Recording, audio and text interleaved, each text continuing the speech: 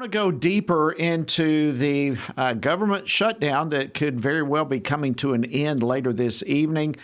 Joining me now to discuss this is Congressman Kevin Hern. He's the chair of the Republican Policy Committee and a member of the Ways and Means Committee. He represents the 1st Congressional District of Oklahoma. Congressman Hern, thank you for joining us and welcome back to Washington Watch.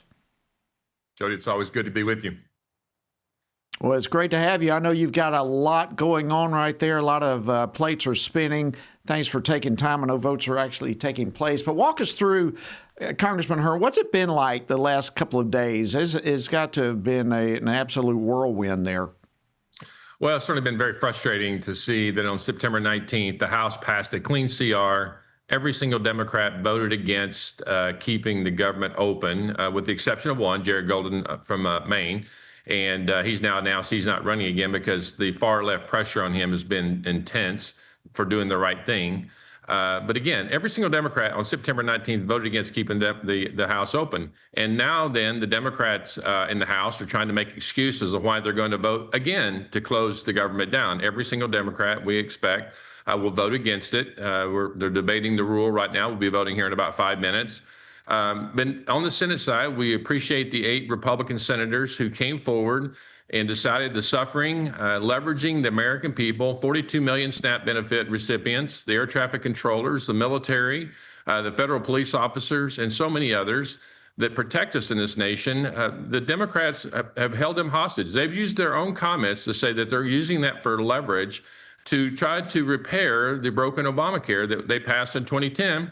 When they said it would fix all of our health care issues. And now they're saying, well, we need other relief. We need more money. We need $40 billion or more a year. It's just, it's really sad what they've done to the American economy, the American people over the last 42 days. Yeah, it really is stunning to hear you say that you don't expect any of them to vote to open the government. That's shocking. So what does the rest of the evening look like? What do you anticipate is going to happen? So they're debating the rule, which sets out the guidelines by what's in the bill, what's going to be voted on. That will happen here in about 5 more minutes, and then we'll debate the actual bill afterwards. It should be finished around 7:30 tonight, 7:30 to 8. I have full confidence, as the speaker mentioned earlier in the opening comments, that we will get this passed. The government will be open back up tonight.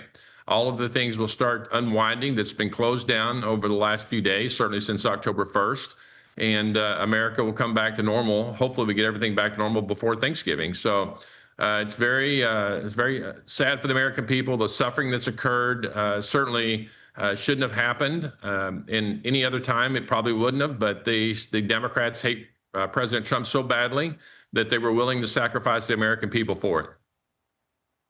I saw that there's a provision in the Senate bill that would allow Republican lawmakers that were targeted by Jack Smith Arctic frost, which people are becoming more familiar with. But that whole investigation, these folks could receive compensation if they take legal action against the government. What's your thoughts on that? Well, certainly the American people are going to be very concerned about that. That's why Congressman Austin Scott from Georgia is going to introduce an amendment to that next week that we'll vote on. I'm certain it will pass the Congress that will push back on the Senate for doing that. I understand the frustration from the senators. We actually have one House member, Congressman Mike Kelly from Pennsylvania, that also had his phone records tapped. But it's really kind of interesting that during this whole Biden administration, how they tried to weaponize the DOJ, how they protected Biden's son, Hunter, in his involvement in China and Ukraine and other places around the world. The Democrats love to tout the idea of a corruption in this government. There will be never an administration like the one we saw the last 4 years that had so much corruption from foreign intervention, whether it was the Russiagate from President Trump's first time until what we've seen time and time again, to leading up to what you're referencing, which was called Arctic frost, and the involvement of Jack Smith and Judge Boasberg. Really scary for the American people. I'm sure what we all remember as Watergate pales in comparison to what's happened in the last 10 years. Wow. Well, I hope we get to the bottom of it all, and there's got to be accountability. I'm sure that's something that you're working on and a topic for another day. I saw today, Congressman Hern, that House Minority Leader Hakeem Jeffries has filed a discharge petition to extend the Affordable Care Act, Obamacare subsidies, so those tax credits. Is there any traction for that, do you think? Is that going to go anywhere? Well, I'm certain every Democrat will sign on to that. It will take Republican votes. I think it's incumbent upon all of us to remind our Republican colleagues that are not on the committees of jurisdiction like Energy and Commerce and Ways and Means, of which I said, of how much work we're currently doing on the healthcare issue. The reality is that all health insurance costs are going up for everybody. People on private pay, the almost 200 million on private pay, where they're working in a job and getting health insurance, they're going to see rise of 10 to 15 to 20% in the private healthcare industry. But what the Democrats are latching onto is the Affordable Care Act. I mean, it's in its name how unaffordable it really is. I mean, probably the biggest testament toward that last night was Hakeem Jeffries at 10 o'clock last night said in the Rules Committee that healthcare is unaffordable to the American people. Well, it's their plan that they put together in 2010 where they assured the American people. And Speaker Pelosi then said, we're going to pass the bill, and then you can read what's in it. And they assured everybody that healthcare costs would go down. You could keep your doctors, hospitals will be available. And none of that's been true. It's all been a lie. Wow. All right. So looking ahead, when all the dust settles that currently is floating around, how do you see the next couple of months playing out? What's still ahead?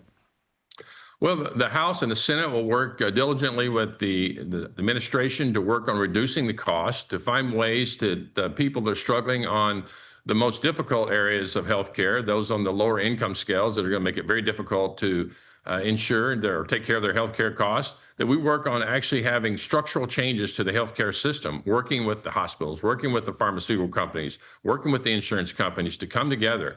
I've had meetings today with two of these groups already. And the president, you saw what he's doing with the pharmaceutical companies and the most favored nation work.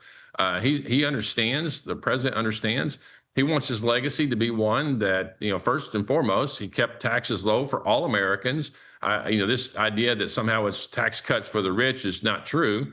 The tax cuts he gave, additional to the 2017 Tax Cuts and Jobs Act, were to those blue-collar workers out there. No tax on tips, no tax on overtime. Right. The president wants to make sure that health care can be affordable to all Americans, not just those who are wealthy or in private pay. Thank you so much, Oklahoma Congressman Kevin Hern. Always great to have you on the program. And thank you for taking time. I know you got a busy night ahead of you. Appreciate you joining us. Thanks, Joe. You take care.